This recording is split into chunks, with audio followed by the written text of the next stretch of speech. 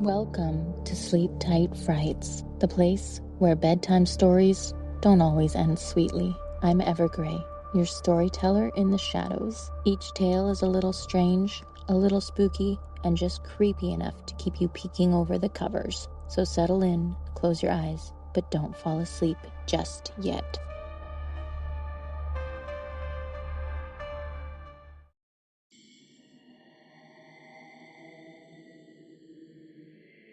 Hello, I'm Evergrey, and this is Sleep Tight Frights. Halloween night has always had its own kind of heartbeat.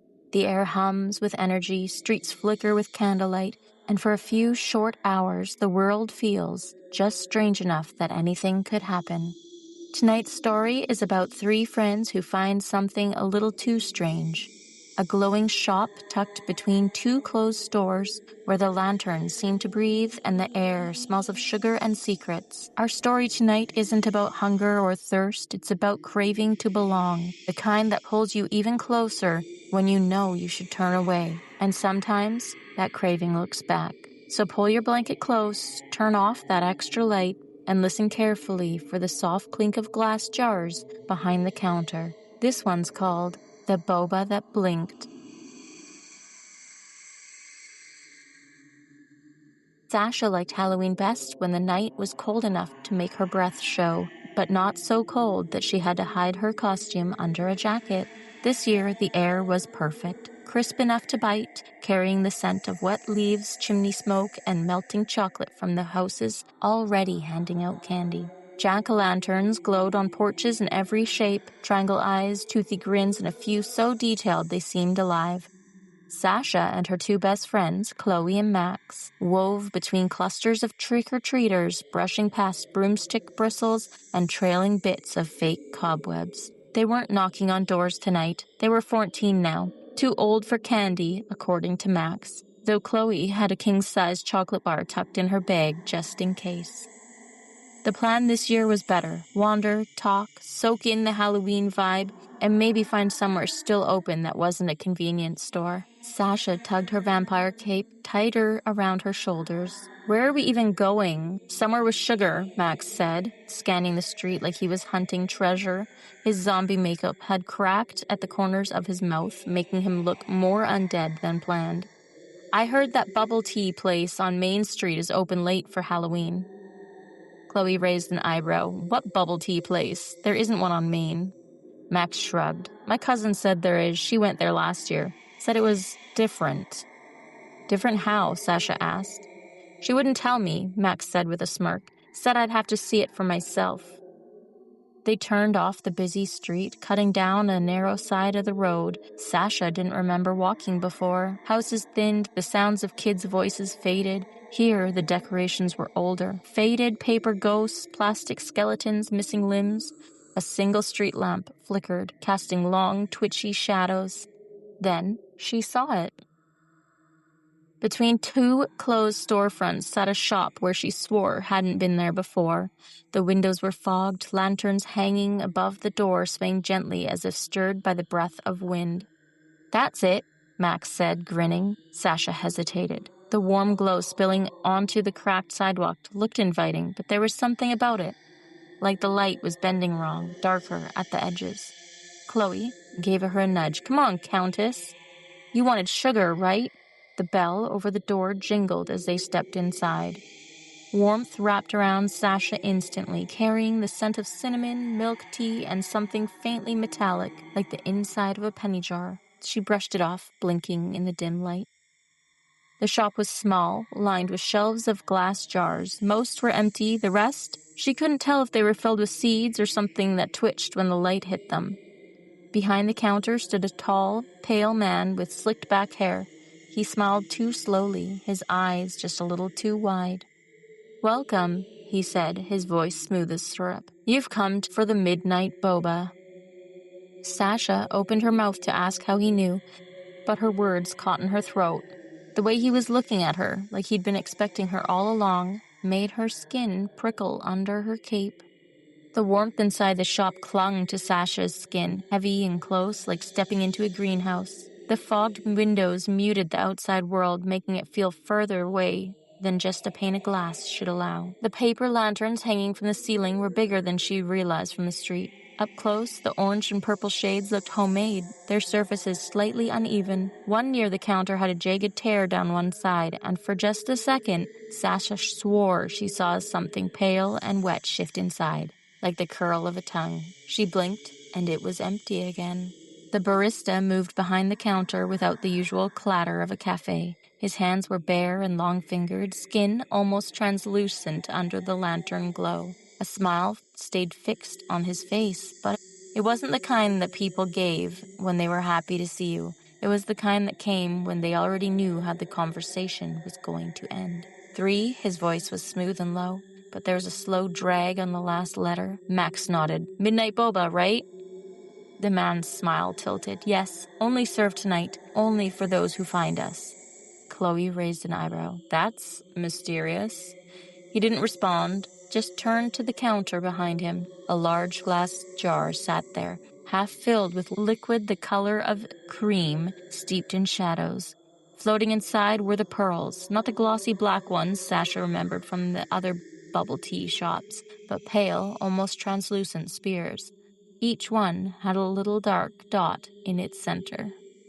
Are those new? Sasha asked, her voice more hesitant than she meant. The barista glanced over his shoulder. They see the world for you, every angle, every detail. Sasha frowned. See?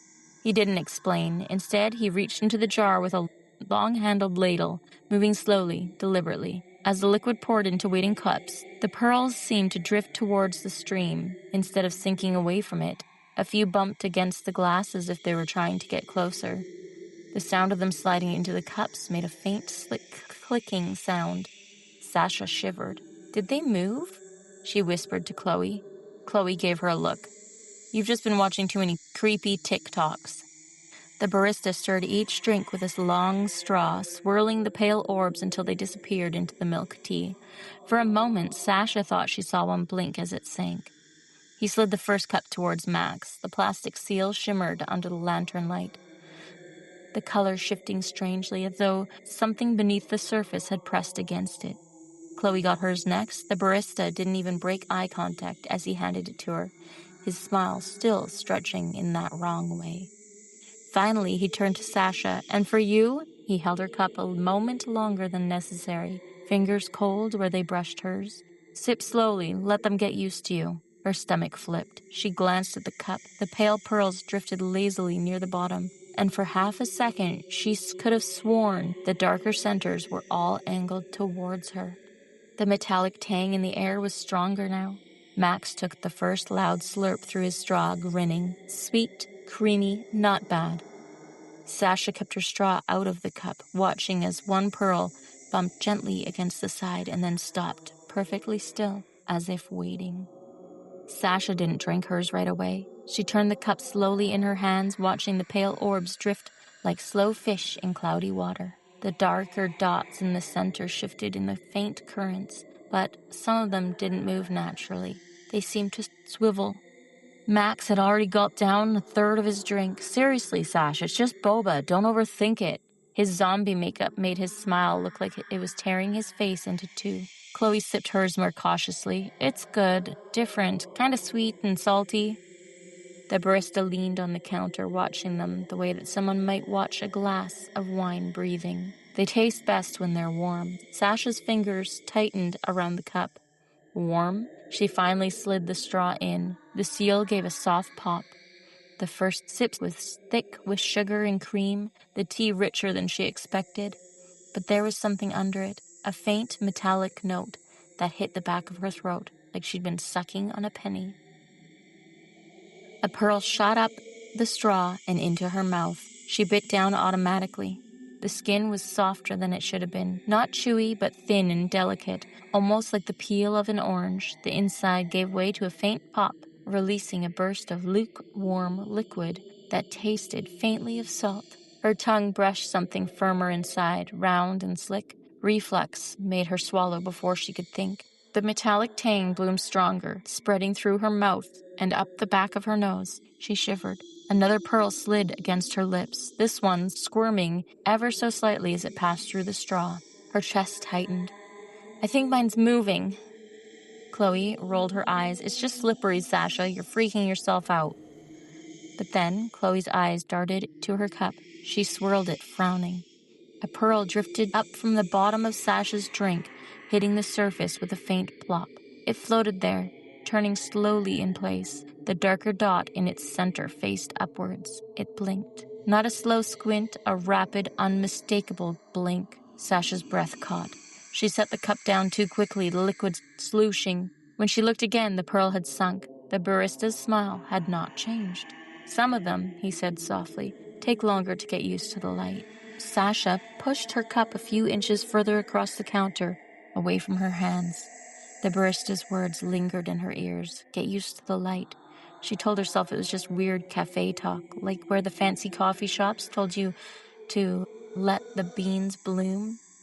But the way he said it, quiet and certain, made her skin itch under her costume. Max was still drinking like nothing was wrong. He crunched on another pearl, loud enough to make Sasha's stomach turn. Man, these are so much better than regular boba. They actually pop. Chloe swirled hers, watching the pale spears tumble through the cloudy tea. Did you notice they sometimes move towards the straw? Sasha's head snapped towards her. Yes, I thought it was just me. Max snorted. You two are ridiculous. He slurped another mouthful and leaned back on the stool, but his eyes seemed glassier than before, pupils reflecting the lantern light in a way that Sasha hadn't noticed earlier. She looked back at her own drink. The pearls had settled again, all but one. That one floated halfway up, its darker center fixed in her direction. She stared at it, and it stared back. Her pulse thudded in her ears. The longer she looked, the more she was sure the dot inside wasn't just pigment. It was round, glossy, and alive. The faintest ripple moved through the milky tea around it, not from her hand or the air conditioning, but from the pearl itself. It blinked. This time, it was slower, like it was studying her. Her stool scraped against the floor as she shoved back. Nope. The barista's smile stretched a fraction wider. Some guests adapt faster than others. Max chuckled, except it didn't exactly sound like Max. It was lower, quieter, like there had been something damp caught in his throat. Relax, Sash. It's just a part of the fun. Chloe set her cup down, licking a drop from her lip. It's kind of nice, though. Don't you feel it, like they're watching over you? No, Sasha said sharply. I don't. But as she glanced between them, she noticed something that made her stomach twist. Neither of them had blinked in the last 30 seconds. Sasha's skin prickled as she realized Chloe and Max still hadn't blinked. The barista was watching her, elbows resting lightly on the counter as though he could wait forever. His eyes reflected the lantern light like water, deep, dark, and rippling with shapes she couldn't quite see. Sasha's hands itched to shove the drink away completely. Instead, she reached for it, intending to put the lid on and push it out of reach, but the cup was slick with condensations. Her finger slipped. The drink toppled. Milk tea splashed across the counter, dripping over the edge of the floor. Pearls rolled with it, pale and glistening. At first, she thought they just rolled randomly, but they weren't. They scattered. One darted towards the shadow under the counter, its gelatinous body pulsing. Another veered towards the base of the nearest stool, climbing the leg in small, wet jerks. A third bumped into her hand and stopped. The dark dot at the center swiveled upwards until it was staring at her. It blinked. Sasha yelped and flinched back, knocking her knee against the stool leg. The pearl rolled off her skin and plopped to the floor, where it began itching towards the darkness like it was hunting cover. Chloe just stared at the scene, eyes wide but not in fear. They're fast, she said, softly, almost admirably. Max leaned forward, resting his elbows on his knees. They're just fresh, live like oysters or something. The barista moved with calm precision, sliding open a drawer and taking out a pair of long silver tongs. He crouched behind the counter and began collecting the pearls one by one, his motion smooth and careful, like he was afraid of hurting them. Runaways, he murmured, his voice fond. One pearl tried to dart away. The tong came down quickly and silent, plucking it from the floor. It twitched once, then went limp. He placed each one back into a small jar, half filled with cloudy liquid. As the last pearl slid in, the others swarmed towards it, bumping gently against its side. Sasha's stomach churned. What are they? The barista stood, shutting the jar with a slow twist of the lid. Midnight boba, he said simply, and set the jar back on the shelf. Best when they're bonded. Bonded to what? She demanded. His smile didn't falter. To you. The barista set the sealed jar of pearls back on the shelf with the same care someone might use to put a baby back down for a nap. Sasha kept her eyes on them even as he turned back to the counter. You'll need another, he said, his voice smooth but firm, not a suggestion. He reached for a fresh cup without asking. On the house, of course. I don't want, Sasha started, but Max's voice cut across hers.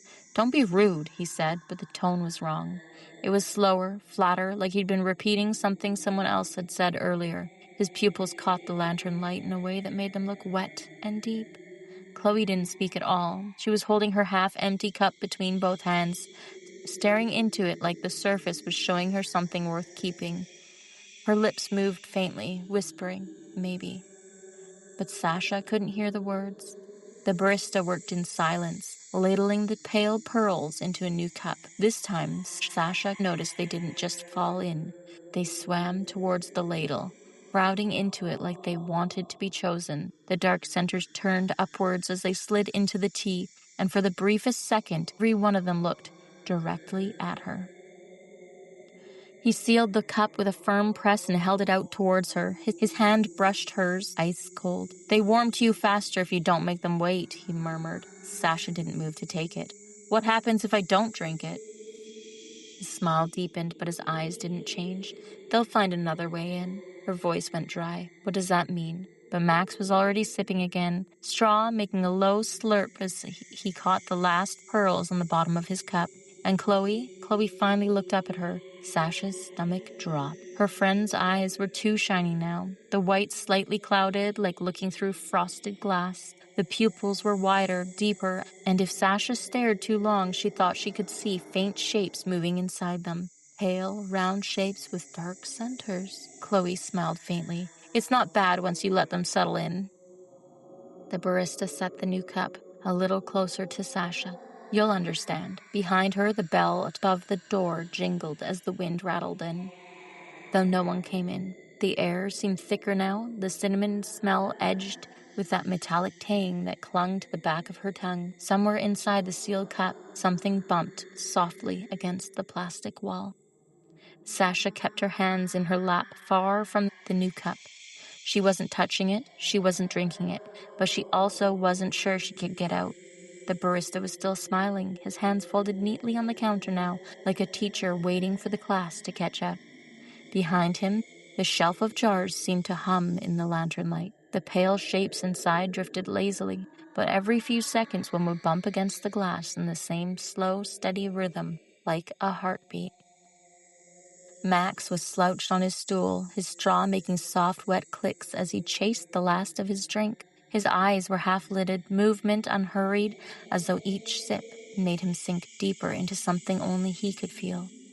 Chloe had stopped drinking entirely. Her cup sat empty on the counter, her hands still wrapped around it like it was warm. She stared into the space between her knees, and the longer Sasha watched her, the more she was sure her friend's chest rose and fell in time with that faint rhythm from the jars.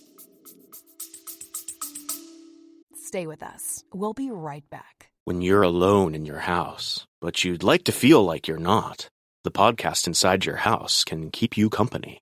Our show will make sure that you run up the stairs at night when you turn off the lights and check under your bed before you sleep. We'll bring you every kind of horror, from the classics like Lovecraft and Poe to the strange and often silly world of no sleep and creepypastas. We've even got stories written just for the show that you won't hear anywhere else. So go and check out the podcast inside your house. We're on all major platforms, as well as inside your pantry, deep in your crawl space, and sitting at the foot of your bed at night, watching you sleep. Sasha slid one foot towards the floor. I should get going. My mom's expecting me.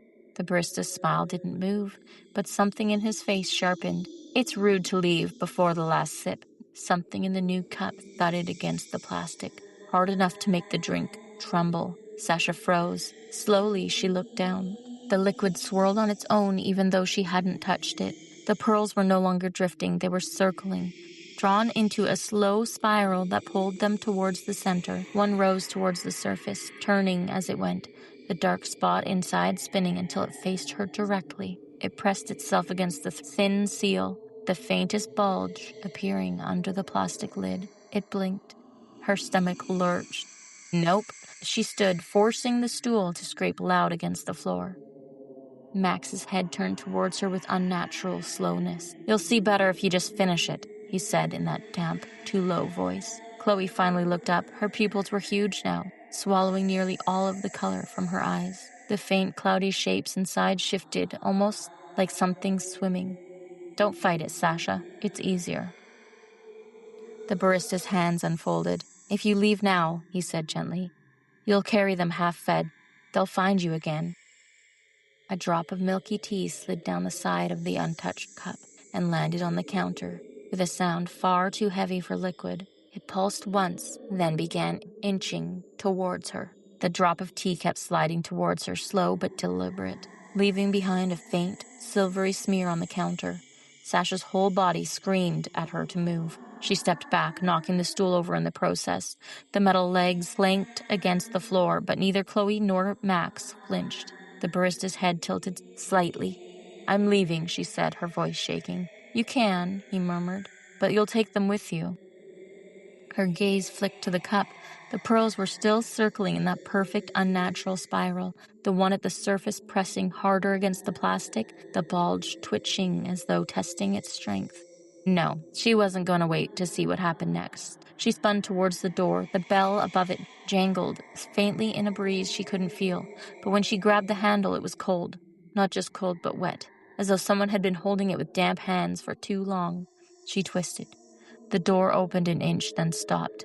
Something soft and slippery pressed against the gap from the outside, wedging into it like an eel forcing its way through a crack. Sasha stumbled back, yanking her hand away. A pale shape slid under the floor. It was round, pulsing, the size of a boba pearl, but stretched like it had been pressed flat. It blinked up at her, then began crawling towards her shoe with wet determination. "Don't," she whispered. The barista stepped out from behind the counter, his shadow stretched impossibly long under the lantern light. "They like to follow. They remember you." She kicked at the thing, hard enough to send it skidding back under the door.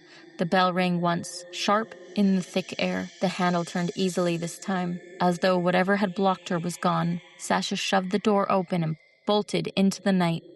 The air outside hit her like a slap. Sharp, cold, and smelling of wet leaves. She ran down the sidewalk without looking back, her vampire cape snapping around her legs. Every step she took, further from the glow of the lanterns, further from the cinnamon metal smell. The street around her didn't look right. Where there should have been houses, there was only dark storefronts, their signs blank. The street lights flickered at odd intervals, some spilling a pale light, others pulsing faintly as if they had heartbeats. She kept running, hoping the turns would lead her back to the busy trick-or-treat streets. But every corner took her further from the sound of voices and closer to the kind of silence that felt thick. Sasha slowed only when her lungs burned, clutching the stitch in her side. The night was too quiet here. She turned in a slow circle.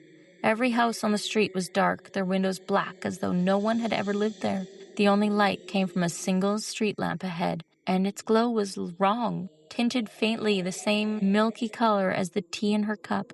Her cape felt heavy, tugging oddly at her neck. She yanked it around and froze. Something small and pale was clinging to the fabric just below her shoulder blade. It was a pearl, not just any pearl, one of them. The surface gleamed under the lamp's strange light.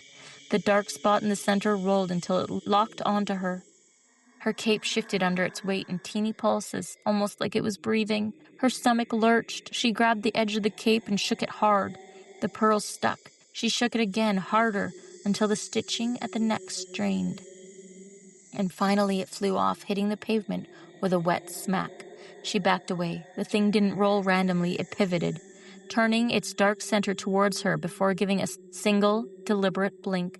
Then it began to inch forward, dragging itself in small, damp jerks. Sasha's heel hit the curb. She glanced around. The rows of dark houses offered no help. She could keep running, but her skin crawled with the sense that there may be more of them. A faint pop behind her made her spin. Something had fallen from her hair onto the sidewalk. Another pearl. Its surface glistened. Its center swiveled towards her like the other. Her throat tightened. No! And then came the sound she had dreaded. A soft, wet tapping from somewhere above her. She tilted her head back. The pale glow of the streetlight revealed a third one, clinging to the metal pole just above her head. It blinked and then dropped. She ran. The sound of them hitting the pavement behind her was muffled, but they didn't stay still. She could hear them dragging themselves forward, their teeny movements impossibly fast. Somewhere behind, a voice floated out, too soft to be carried on the air, but close enough to hear. "They like you, Sasha." Her pulse spiked. She didn't look back. Sasha didn't stop running until the pavement under her shoe changed from rough, cracked sidewalk to the smoother, familiar stretch of her own street. Porch lights glowed in warm gold. Pumpkins flickered on steps. Kids in costumes ran past her laughing. It felt almost normal. She slowed, glancing over her shoulder. The street she'd just come from was gone. No dark houses, no strange, pulsing street lamps. Just the steady glow of her neighborhood, where parents chatted on porches and candy wrappers skittered in the wind. Her chest ached from breathing too hard. She could almost convince herself it had all been, a hallucination? She forced herself up her driveway. The house smelled like safety, a mix of laundry soap, leftover spaghetti, and a faint, waxy scent from the pumpkin candle her mother had been burning in the kitchen. She shut the door and locked it, leaning against the wood until her heartbeat began to slow. Her vampire cape slid to the floor with a damp sound she didn't like.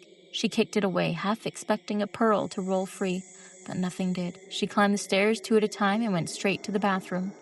The mirror reflected a flushed, sweaty version of herself.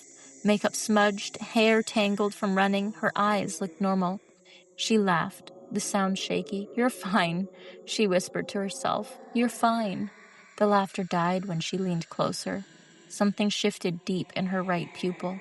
At first she thought it was just her reflection in the glossy black, but the movement wasn't hers. A pale, round shape drifted across the dark.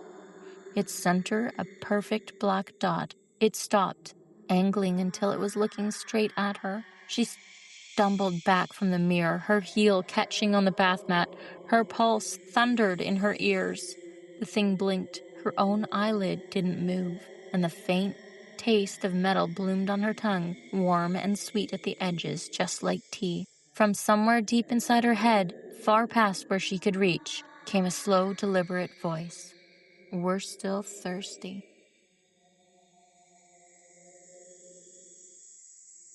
Some stories end when you leave the room, others follow you home. If you ever felt that strange feeling when you drink fizzles a little too long, or when your reflection doesn't blink exactly when you do, remember Sasha's story. The midnight boba only appeared to those who crave something they shouldn't. Maybe it's not bubble tea for you. Maybe it's the last text you shouldn't send, the secret you shouldn't tell, or the mirror you shouldn't stare into when the lights are low. In the end, Sasha ran as far as she could. But some hungers don't live in shops. They live in us. The trick is knowing when to stop sipping before the sweetness swallows you whole. Now, before you fall asleep, here's what you should do. Turn your cup upside down, make sure it's empty, blink twice, slowly, and whisper, "My eyes are my own," just to be sure. Now on to your fear fact.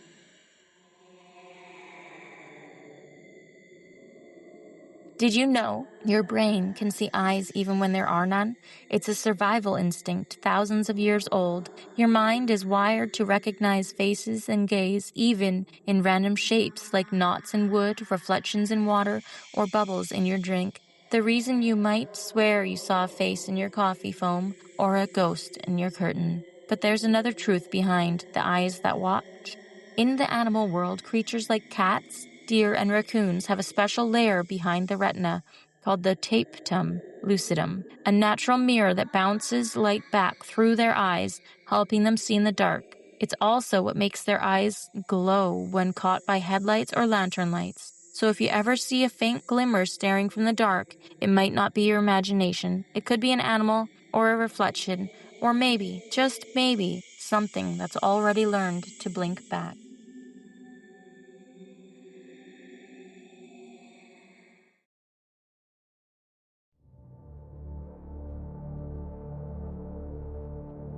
Thank you for listening to Sleep Tight Frights. It means more than you know, to us and to the things that listen back. I'm Ever Gray, your guide through the shadows, and if you felt something was watching as the story unfolded, you're not alone. They remember the ones who listen, they wait for the ones who return. So come back soon. Sleep tight if you can.